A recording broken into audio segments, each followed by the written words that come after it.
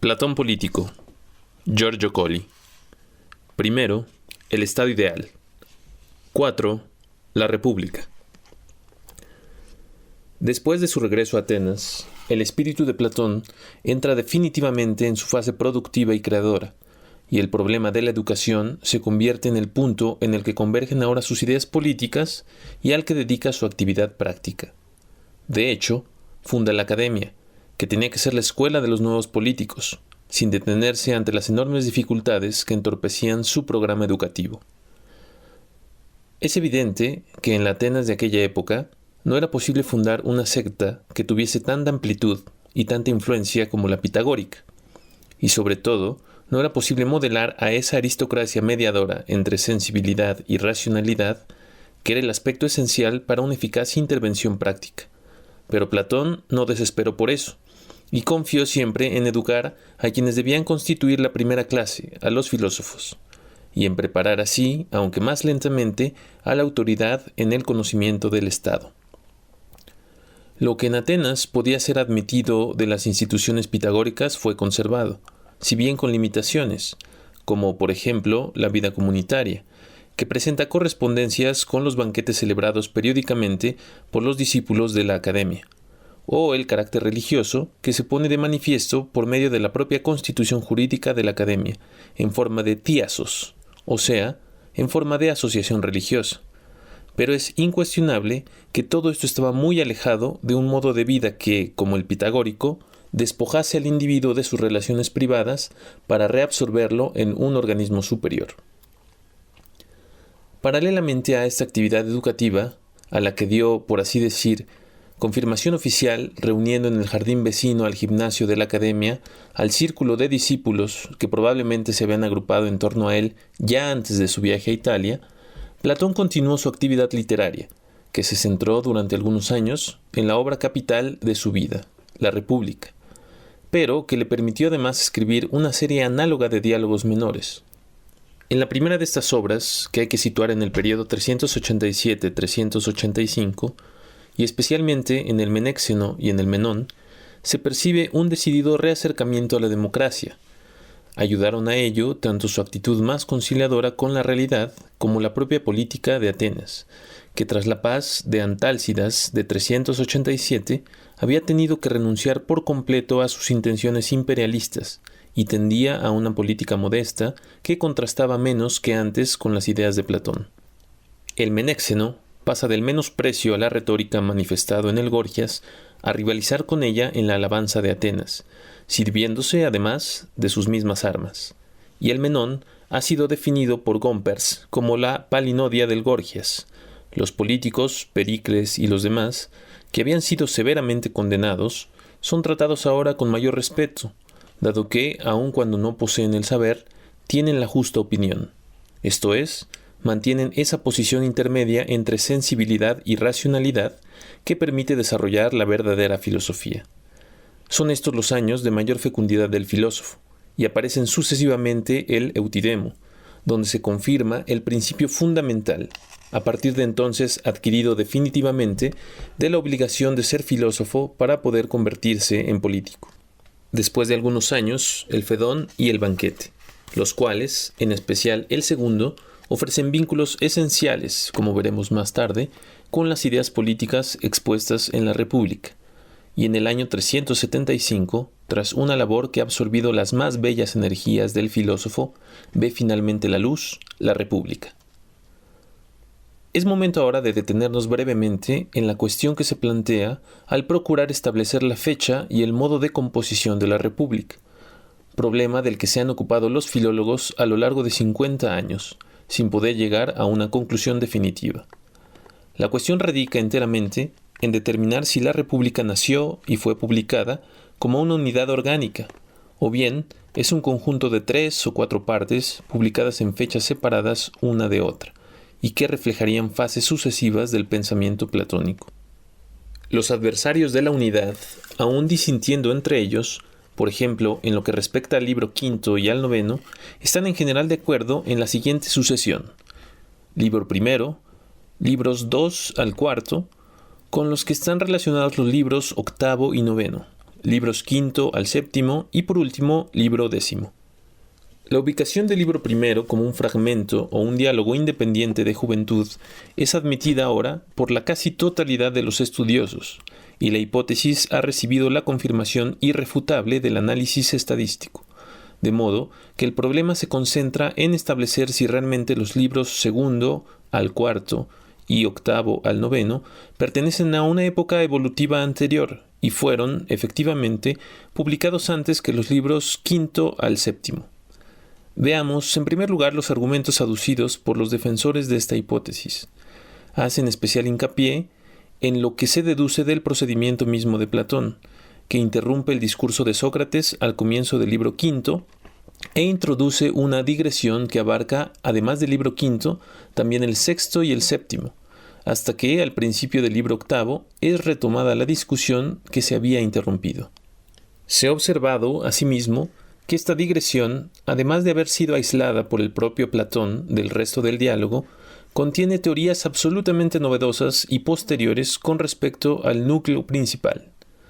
Estos estudiosos hacen referencia después a otros indicios de orden externo.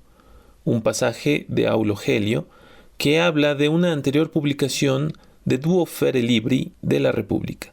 la crítica que Aristófanes hace en Las Asambleístas, obra representada en el año 391, de la comunidad de las mujeres, crítica que parece aludir a nuevas teorías filosóficas, y por último el resumen que el propio Platón hace al principio del Timeo, de una presunta conversación mantenida el día anterior, y que comprendería solo los 5 primeros libros de la República, pese a que se pretende reportar todo cuanto se había dicho. Estos distintos indicios han llevado a bastantes estudiosos, entre los que cabe recordar a Hermann, Kron, Pfleiderer, Rode, Windelband y Chiapelli, a dividir la obra en 2 secciones principales, atribuyendo la primera al periodo que va hasta el año 390 y trasladando la segunda a la época de plena madurez, dado que sólo en esta parte de la República la teoría de las ideas ve claramente la luz.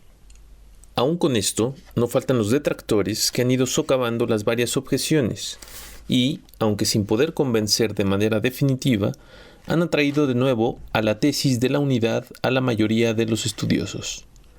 Hirmer, por ejemplo, que ha recopilado del modo más convincente todos los indicios que demuestran la unidad, ha hecho observar que los libros quinto al séptimo, supuestamente posteriores, son por un lado un complemento natural de los libros precedentes y que presentan, por otro, estrechos vínculos con los libros siguientes, de suerte que se adaptan orgánicamente al lugar que ocupan sin que sea necesario recurrir a la hipótesis de una posterior y violenta inserción.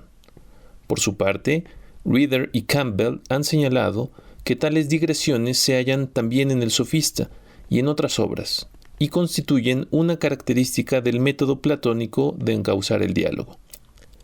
Contra la noticia de Gelio, arguyen las dudas sobre su credibilidad,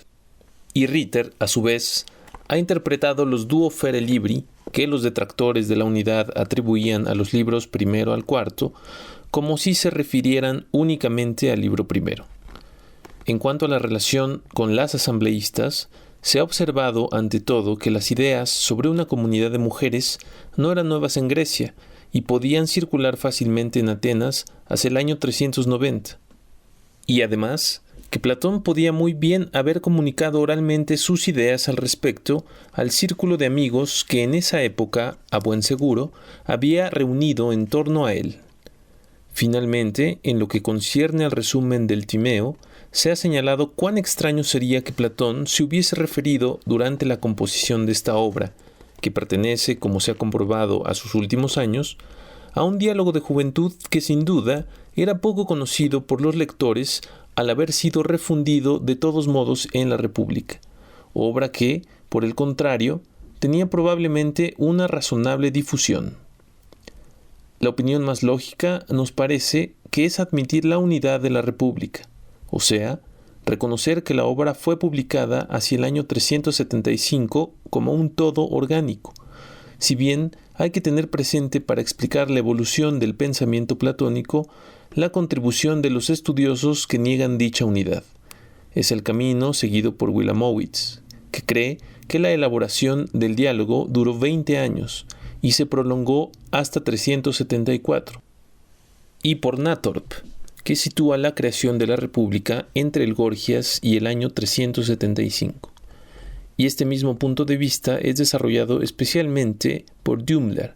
quien atribuye las innegables contradicciones al deseo del autor de no querer refutar nada de sí mismo y de haber reflejado en su obra principal su propio espíritu inquieto y las diversas posturas que había mantenido durante los 20 años de mayor y más intensa actividad interior. En lo que atañe a la fecha de publicación, la observación más convincente es la de Wilamowitz, según el cual Platón no podía fijar en los 50 años la edad en que finalmente el filósofo puede dedicarse por completo a la especulación si él mismo no había cumplido todavía esa edad. Por consiguiente, la República no pudo haberse escrito antes del año 377. Pasemos ahora a las doctrinas del diálogo, intentando colegir su origen y entender su posterior evolución. En primer lugar, es necesario hacerse una idea clara de los fines que perseguía Platón al escribirlo o publicarlo, y para ello hay que descartar sin más la interpretación de la República como una elaboración puramente racional y muy alejada de la realidad, lo cual, por lo demás, ha sido aceptado por la gran mayoría de los críticos, y se deduce también a partir de una consideración superficial de Platón desde el punto de vista histórico. La prueba más evidente es la Carta Séptima. Un hombre que sentía tan de cerca los acontecimientos políticos de su patria y que aspiraba con tanta tenacidad a la acción práctica,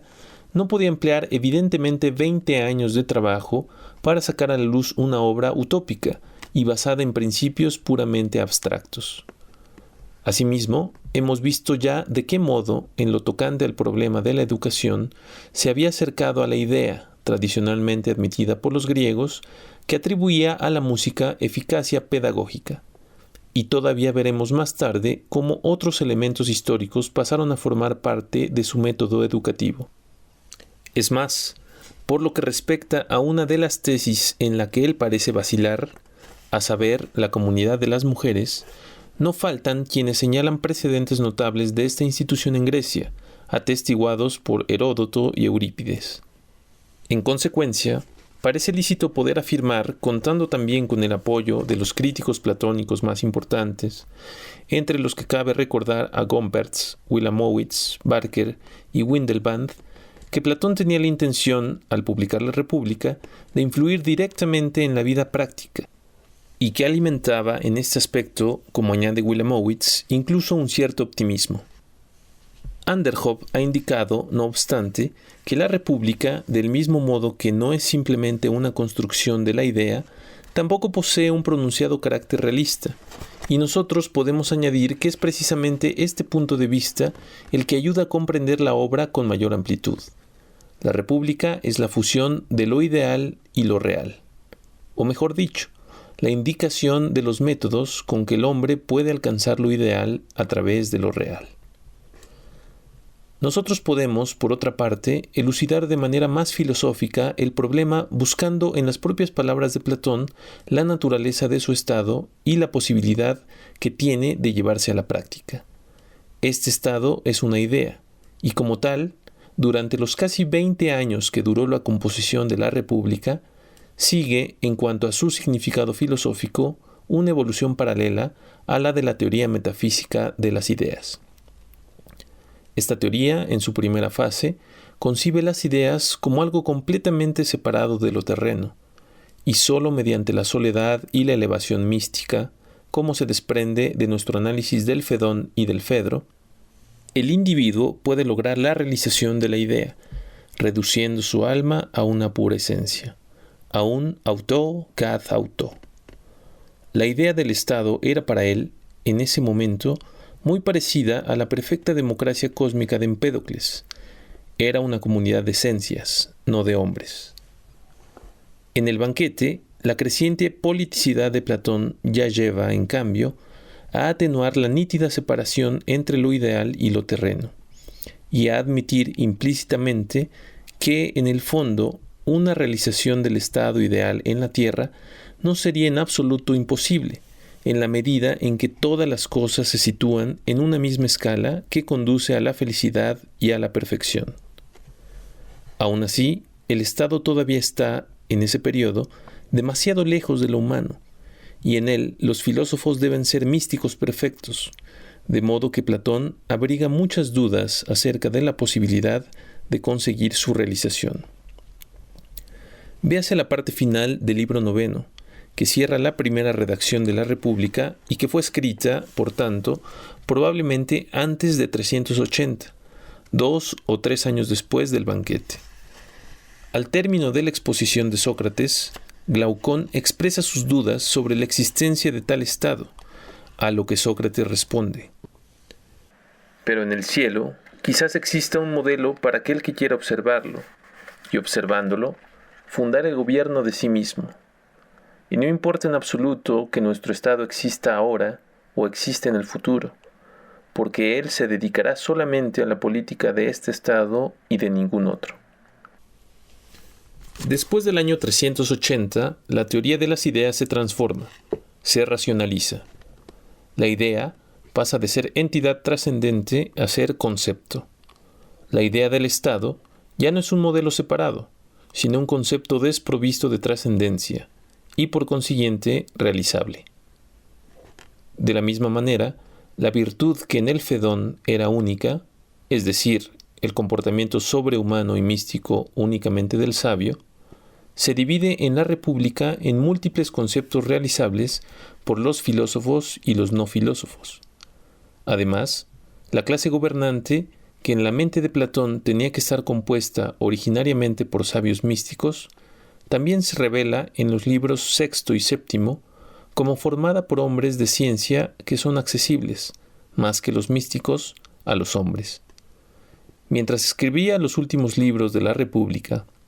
y en el momento de publicarla,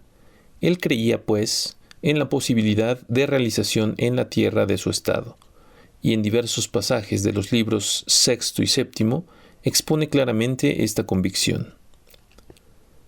Conviene ahora volver atrás y esforzarnos por comprender en síntesis la complejísima evolución que lleva al filósofo a la visión poderosamente constructiva de este diálogo. Ya hemos indicado de qué modo Platón pasó de la rígida postura socrática al dualismo del Gorgias y cómo este posicionamiento fue superado de nuevo durante su viaje a Italia y a Sicilia.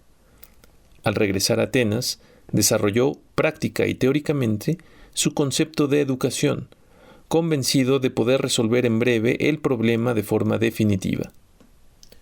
Sin embargo, las dificultades no habían sido vencidas, y el dualismo entre lo ideal y lo real surgió otra vez, diáfano e insuperable. En esta presencia alterna del dualismo y de su posterior superación,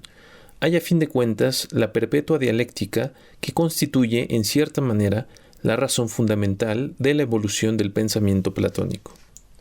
Él no consiguió entonces conciliar la moral con la política. El individuo virtuoso le pareció demasiado alejado de la comunidad, y la justicia de Sócrates demasiado diferente de la justicia legal. En aquellos mismos años, del 385 al 384, después de esta nueva preocupación, dirigió su pensamiento a la teoría de las ideas. Aquella distancia inmensa de un mundo divino, superuráneo, que se había manifestado en la Apología y en el Gorgias por medio de la transfiguración de la figura de Sócrates, adquiere ahora un valor lógico metafísico. Nace así el Fedón, donde esa extrema posición idealística se manifiesta una vez más a través de la figura de Sócrates, que con excelsa sublimidad pronuncia una condena absoluta de la vida sensible y proclama, para el verdadero filósofo, la necesidad de retirarse en la soledad ascética, pero donde esta actitud es al mismo tiempo concretada mediante la nueva teoría metafísica de las ideas. El Gorgias imprecaba contra el mundo que impide la acción del filósofo, y el Fedón mira este mundo con una compasión casi cristiana y con la conciencia de la vanidad de la lucha y de la aspiración a actuar. A pesar de ello, cuanto más profunda es la renuncia del Fedón a la vida, tanto más intensa es la reacción de la parte más íntima de Platón, que es en esencia fuerza e ímpetu activo, y ahora encuentra la forma de incorporarla a sus creaciones más universales, el banquete y la república. La doctrina del amor es lo que permite a Platón llegar a este punto culminante. El eros es como el puente tendido sobre el abismo entre lo real y lo ideal, que realiza su función mediadora de un modo mucho más completo que la educación musical, porque es más universal que ésta el significado que adquiere el amor como fuerza cósmica que impulsa a todos los seres hacia la idea de lo bello. El eros tiene sus raíces en la parte afectiva del hombre y tiende a lo bello a través del contacto que establece entre los hombres. Esta fuerza, este impulso del individuo que le lleva a alcanzar lo ideal, halla su realización gracias a la comunidad. Platón, una vez más, ha unido los contrarios, y en esta ocasión la victoria tiene visos de ser definitiva. El pesimismo del Fedón es sustituido por el optimismo del banquete. La comedia sucede a la tragedia, y de nuevo la vida política está justificada. Individuo y Estado se veían así reconciliados por la nueva teoría,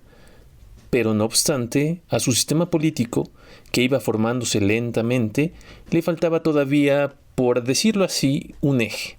un punto de referencia en torno al cual se concentrasen, llegando a constituir un todo orgánico, las varias teorías sobre la educación, la virtud y en particular la justicia, y las reformas de la propiedad y de la familia. También este problema fue genialmente resuelto por medio del acercamiento entre individuo y Estado, o sea, por medio de la tripartición del alma, que viene a ocupar una posición paralela a la de la tripartición del Estado. Esta última ya había sido desarrollada antes por Platón, y sólo en ese momento estableció la división del alma, que hemos visto que debió ser posterior al Fedón. No ha de llevarnos a engaño esta última circunstancia, a saber, que la tripartición del alma sea cronológicamente posterior a la del Estado, y no podemos deducir de este hecho puramente accidental que Platón concibió el Estado de manera orgánica, o que de todas maneras lo elevó a una entidad cualitativamente distinta de los individuos que lo componían, puesto que ya se ha señalado a propósito del eros, y la cosa resultará evidente a lo largo de nuestra investigación, de qué modo el Estado es un posterius respecto a los individuos y un medio para el pleno despliegue de la actividad de cada uno de ellos. El Estado viene a ser como una expansión del individuo, como un individuo agrandado, y de esta sistematización saca un gran partido ante todo el problema moral, la virtud de cada uno y la virtud del Estado. La moral coincide con la política. La nueva concepción del alma le proporciona además una forma de emanciparse definitivamente de la tesis socrática de la unicidad de la virtud que retorna al conocimiento. Ahora, la virtud no se basa solo en el conocimiento, sino también en las diferencias naturales en el alma misma y en los diversos hombres, y así nace una pluralidad de virtudes, bien definidas a las funciones características de estas facultades naturales, como la sabiduría o el coraje, o bien resultantes de las relaciones entre estas mismas partes, como la templanza y la justicia. También, la teoría de la educación recibió una sistematización definitiva mediante las dos triparticiones. La tercera clase queda esta vez totalmente descartada, y la segunda, que tiene el thumos como característica distintiva y como virtud el coraje, ya no es la clase educada musicalmente de los pitagóricos, sino que muestra su evolución en una clase militar. En consecuencia, se comprende por qué el método educativo ya no puede ser solo la música y se incorpora paralelamente la gimnasia, indispensable para los guerreros. La educación de la segunda clase, de este modo, pasa a ser doble, gimnástica y musical, y esta misma duplicidad conlleva una escisión interior entre espíritus, por así decir, más gimnásticos y espíritus más musicales. Estos últimos se destacan porque constituyen la primera clase, la de los filósofos. Pese a ello, es oportuno señalar la insistencia de Platón en armonizar en la medida de lo posible ambos métodos educativos, con el fin de que se consolide la unidad de las dos primeras clases y se ponga de relieve que el buen guerrero no debe ser palurdo y brutal, sino también amante de la sabiduría. Y a su vez, el filósofo no debe ablandarse por estar alejado del peligro. Así pues, hemos visto sintéticamente la evolución y la formación orgánica de una parte de la República. Y ahora convendría intentar analizar y esclarecer mejor las doctrinas básicas a las que nos hemos referido. Sobre la teoría del eros, por ejemplo, que en opinión de Stenzel constituye el verdadero núcleo de todo el razonamiento platónico, es preciso que nos detengamos a observar detalladamente su progresivo desarrollo. Hemos indicado ya de qué modo el amor representa la superior unificación del dualismo que aparecía en el Fedón. Dualismo que evidentemente había evolucionado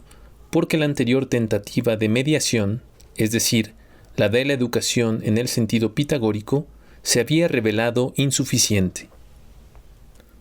La armonía, la música, para los pitagóricos, no era nada más que la relación matemática de dos contrarios. Y Platón,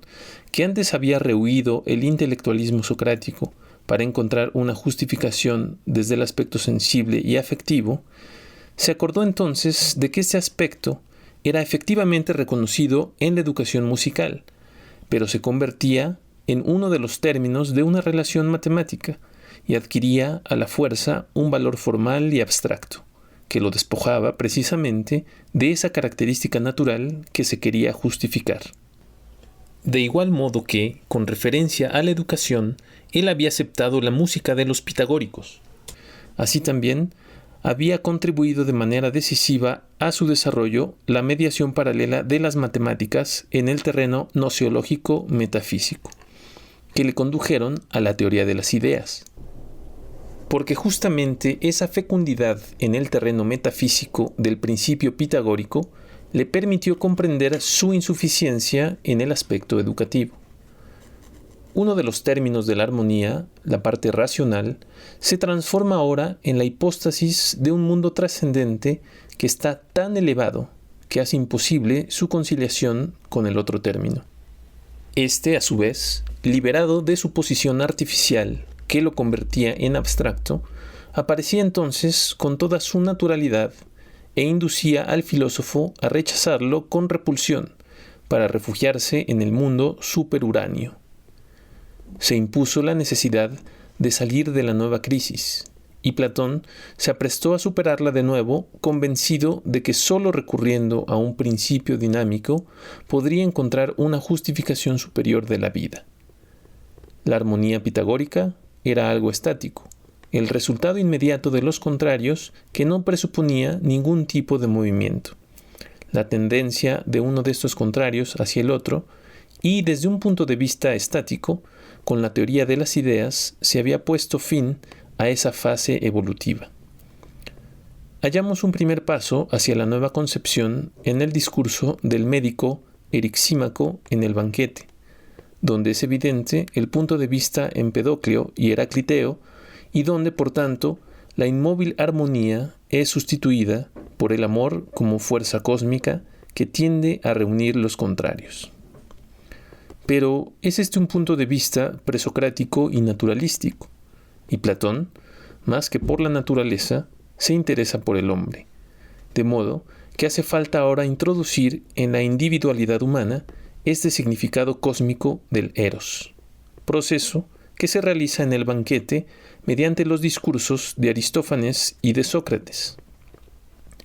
Tal individualización del amor es favorecida por la nueva luz con que ve a Sócrates,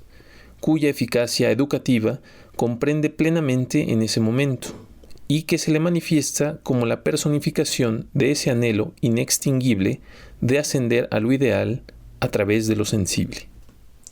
Veamos a continuación lo que a nosotros más nos interesa, la relación del eros con el Estado, e intentemos aclarar el concepto ya señalado anteriormente, es decir, cómo el amor no solo justifica, sino que hace necesaria la vida estatal, y localizar en la República, cual su soplo vivificador,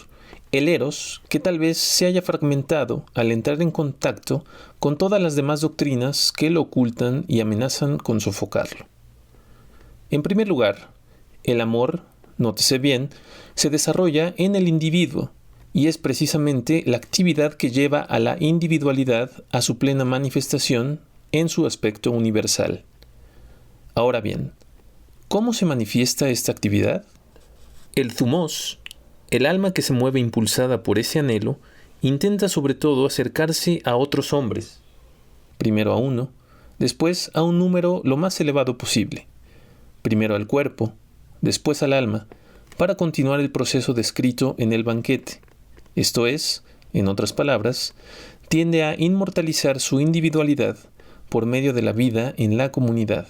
y a través de la acción y la creación en la comunidad. Todos aspiran a la idea suprema de lo bello, y con este afán se agrupan solamente para poder alcanzar el fin último con la generación que les da la inmortalidad, y para generar es necesaria la vida común,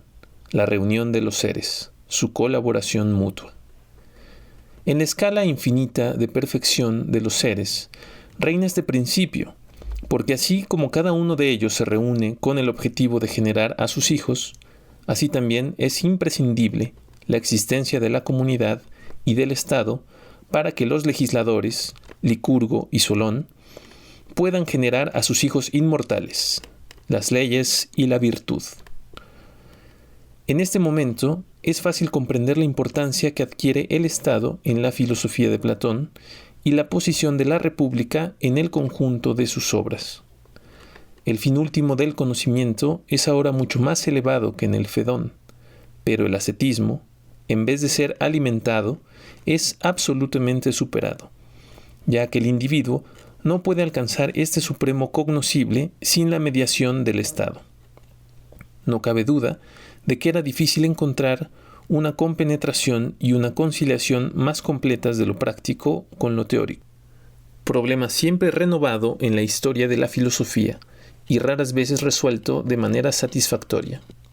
El estado ideal, de este modo, acaba siendo una institución educativa en la que el individuo es conducido mediante el eros al conocimiento de la idea suprema. Sin embargo, en la construcción del estado ideal que Platón emprendió en la República, era difícil, como ya hemos señalado, introducir el eros como método educativo, por un doble orden de ideas. En primer lugar, conviene hacer hincapié en que el eros es, en efecto, un principio universal que impulsa a todos los seres inconscientemente a la acción, pero aquella forma suprema de amor que alcanza, tras un largo proceso de purificación, la idea de lo bello, y que será definida en el Fedro como locura divina, recae en unos pocos, y solo en unos pocos puede actuar de manera educativa. En segundo lugar, en su concepto de educación influían consideraciones históricas hasta tal punto que no podía negar, en su estado, un puesto a la música, elemento sumamente importante para los pitagóricos y en general para los griegos, y además estaba obligado a buscar en el Estado, por aquel entonces vigente en Grecia, un factor que pudiese garantizar la estabilidad de su organización. Naturalmente, sus miradas se dirigieron hacia el poder de Esparta, basado en las armas, y así nació la clase militar para cuya educación se imponía, además de la música, la gimnasia. De este modo se priva al eros de buena parte de su vitalidad, y se convierte en el amor musical, falto de pasión y juicioso, ese amor contra el que Platón se irritará en el Fedro por medio de la condena del discurso de Lisias. A pesar de estas limitaciones, que derivan de obstáculos contingentes y de la complejidad misma de la organización a la que debía dar unidad, el eros continúa siendo el hilo conductor que atraviesa toda la República y su espíritu vivificador. Donde su presencia resulta más evidente es en la teoría de la comunidad de las mujeres y de la comunidad de bienes. A este propósito, cabe mencionar una observación muy perspicaz de Stenzel, que nos parece que echa nueva luz sobre un argumento que, como este, viene debatiéndose desde hace mucho tiempo. Platón duda antes de tratar de la comunidad de las mujeres y reconoce expresamente que la teoría lleva trazas de ser una paradoja. Pero eso no sucede tanto porque le parezca que anula la familia, institución considerada en aquella época, a lo sumo, como un mal necesario, ni porque impida a la mujer realizar sus tareas características, dado que los griegos consideraban a la mujer poco más que un medio de reproducción, como porque los lectores se habrían sentido ofendidos por la intrusión de la mujer en el ámbito del eros, que abarca únicamente las relaciones entre hombres. Desde este punto de vista, brilla con luz propia la grandeza de esta idea comunitaria, que muy lejos de las teorías materialistas modernas, a las que algunos erróneamente la han querido vincular, supera netamente la posición de los griegos respecto al amor y alcanza una concepción verdaderamente universal, reconociendo a la mujer el derecho a participar en el eros masculino, y en la medida en que pasaba de este modo a formar parte de la comunidad, concediéndole además, por consiguiente, los derechos políticos. Cabe señalar también que este comunismo, que en apariencia parece tender a desbaratar completamente el individualismo, para Platón no es más que el necesario proceso de purificación y formación del verdadero individuo, puesto que, alejando del hombre los elementos que, como la propiedad o la familia, alimentan su parte empírica y contingente, que en su opinión recibe equivocadamente el nombre de individualidad, se consigue liberar la verdadera esencia individual del alma, que se mantiene igual a sí misma en la vida inmortal. La comunidad despoja, pues, al hombre de su falso individualismo, para darle el verdadero. La propiedad peculiar del eros, en cuanto fundador y educador de la comunidad, consiste, por tanto, en permitir que el hombre tome posesión de su propia individualidad, lo que equivale a hacerlo consciente de su posición y de su cometido en el universo, a otorgarle su virtud, que en la medida en que emana directamente de la comunidad, es al mismo tiempo virtud del Estado. Teniendo en cuenta esta observación, resulta manifiesto el valor de la justicia en el Estado platónico. La justicia es precisamente esa suprema virtud del individuo que oto pratei, es decir, que conoce y desempeña su cometido en la comunidad, y que, tal como obtiene su virtud a través del Estado, así también se la restituye y se vuelve justo siempre y cuando la posea y actúe en conformidad con ella. Sin embargo, Platón no se contentó con darnos esta virtud fundamental, que en su formulación oto pratei podía ser interpretada en el sentido del falso individualismo, y añadió la sofrosune, o sea, la armonía de las partes del Estado y del alma, el eros en su acción conciliadora. Eso es confirmado por la creación del concepto de justicia que hemos esbozado, dado que sólo admitiendo como premisa la sofrosune, en cuanto virtud que une y agrupa a la comunidad, se puede llegar a interpretar correctamente el subjetivismo de esta justicia. En el Fedón no hay pluralidad de virtudes, porque todas confluyen en una sola, la única válida, que es denominada más que justicia, phronesis. Esta virtud es katharmos, purificación, y en consecuencia solamente puede ser alcanzada por el sabio místico. Todos los demás hombres no pueden ser virtuosos. La definición de esta virtud es ya la utilizada después para definir la justicia en la República, auto pratein, hacer lo propio. Si bien esta expresión tiene en la fase mística un significado muy distinto del que tendrá posteriormente. En este primer periodo, significa un extremo individualismo místico que tiende a la soledad y a la búsqueda de aquello que es más profundamente propio, la esencia interior. Pero cuando ese dualismo insalvable entre lo sensible y lo sobrehumano va atenuándose en el banquete, es decir, cuando se valoran de nuevo los puntos intermedios entre lo ínfimo y lo máximo, y se va desarrollando bajo la influencia pitagórica la tripartición del alma, Platón, en su aproximación política a la humanidad, se ve obligado a admitir la virtud no sólo para la parte cognoscitiva del alma, sino también para la pasional y sensitiva. No solamente serán virtuosos los filósofos, sino que también los guerreros y los hombres mediocres. La virtud sobrehumana pasa a ser humana. Este proceso revela en sumo grado la influencia de Arquitas, quien, como hemos visto antes, había hecho prevalecer sobre la originaria concepción pitagórica de la justicia divina y natural, basada en la igualdad, una idea humana de justicia proporcional. En la República, el autopratein adquiere así un significado diferente. Cada ciudadano debe hacer lo propio,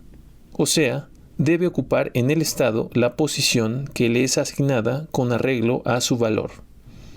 Esta virtud, si se lleva a la práctica, conduce a una vida estatal en la que los ciudadanos están ubicados en una armónica escala de funciones. Conduce, en definitiva, a un Estado en el que reina una justicia muy parecida a la justicia proporcional de Arquitas. Aquella virtud unitaria que en la etapa juvenil de misticismo podía llamarse justicia respecto al mundo ideal, más que respecto a los hombres, se divide ahora en la República y se convierte en justicia política y humana, que es válida para las relaciones del filósofo con los demás hombres, en tanto que, en la medida que existe todavía el antiguo misticismo, pierde el nombre de justicia y pasa a llamarse conocimiento del bien, esto es, elevación a esa misma esfera de politicidad cósmica y suprema del Fedro. Con todo, mientras que en Arquitas la justicia se basa en la legalidad y consiste en atribuir abstractamente a los ciudadanos sus puestos en la vida de la comunidad, en la justicia humana de Platón, que realiza con ello un gran progreso, se asigna a cada individuo la tarea de conseguir su propia justicia con sus acciones y de ocupar de ese modo en el Estado el puesto que le corresponde. Ve ahora a la luz un nuevo elemento del Estado platónico si se considera que la sabiduría y el coraje son exclusivamente virtudes propias de una parte de la comunidad, mientras que la sofrosune y la justicia deben extenderse indistintamente a todos. Si se tiene presente la opinión de Weiss, según el cual la función que tiene la justicia en el Estado estriba en un contrato entre sus miembros, y recordamos por último que Stenzel insiste sobradamente en el carácter democrático de la República. A decir verdad, en este estado ideal, todos deben participar de la justicia, y todos, por consiguiente, encuentran en él la forma de desplegar su individualidad. Es este el verdadero sentido democrático de Platón, que no se basa en una igualdad abstracta, sino que permite que cada cual desarrolle y produzca cuanto hay en él de latente y potencial, y que, una vez realizado, conduciría, a su parecer, al cumplimiento del sueño más preciado de su vida, la felicidad de todos los hombres. Esta actitud de Platón, que hemos calificado impropiamente de democrática, descubre las razones últimas de su filosofía mucho mejor que la posición contraria, que por analogía podemos llamar aristocrática, aun siendo en él tan frecuente. Por ejemplo, en los libros sexto y séptimo de la República, el fin último del Estado ya no parece que sea la felicidad de los hombres, sino el conocimiento de la idea suprema del bien, que sólo pueden alcanzar los filósofos y que sólo a ellos les da la más alta felicidad, de modo que el Estado parece tener su justificación únicamente por haber educado a estos hombres superiores. He aquí que también en esta ocasión el punto de vista aristocrático es superado gracias a una idea más universal, ya que el filósofo, que al estar íntimamente en contacto con sus conciudadanos, divide los sentimientos de estos sin estar separados de ellos por ninguna barrera, y que, en la suprema beatitud del conocimiento del bien, sería apremiado, incluso involuntariamente, a verter el rebosante río de su felicidad en el Estado. Este filósofo se ve obligado además a renunciar a la segura posesión de la luz del sol divino, para volver a descender hacia el dolor y ayudar a ascender consigo a toda la comunidad.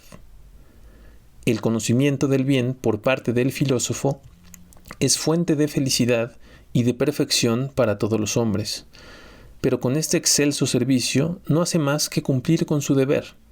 porque sólo ha logrado dicho conocimiento cuando ha conseguido hacer realidad la inextinguible aspiración de la humanidad al bien, y porque de su eros, de su unión, de su trabajo en común, ha nacido en él esa luz sublime. Nos parece oportuno concluir con las mismas palabras de Platón, que arrojan luz definitiva no sólo a sus ideas políticas, sino también a la esencia misma del platonismo. Dice en la carta séptima, hablando de la idea del bien: no existe ningún escrito mío acerca de estas cuestiones, y nunca existirá. De hecho, este concepto no puede expresarse como los demás conocimientos, sino que después de haberlo discutido en común muchas veces, y después de una verdadera y espontánea comunión de vida, como la luz que brota de chispas palpitantes, nace en el alma, y entonces crece alimentándose a sí mismo.